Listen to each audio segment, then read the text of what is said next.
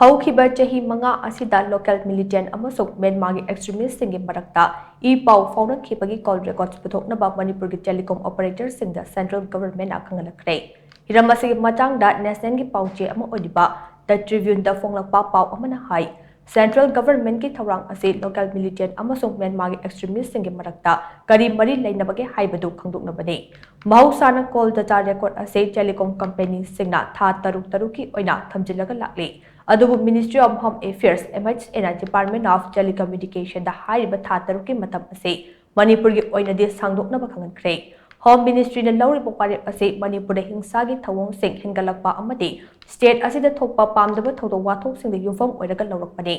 MHA gi yathang ase telecom operator amasung Department of Telecommunication officials sing gi oiba mifam amada khanghallakhibane hiramasi gi matangda officials sing gi thajabade HOUKHIBA CHAHI KHARAGE call data record lokhatpa asina hingsa gi thodok sing thokhibagi mathang manau nai but list ama puthokpa ngambaga loinana kana senabage haibadu khongtokpa ngamkani haide Panba yabate Jeribam district tage Kuki Kulai Piper Sina Ngang Yauna Misam Taruk Farba Matung Tamtina Hatokibagi Makha Tarakpada Miyangi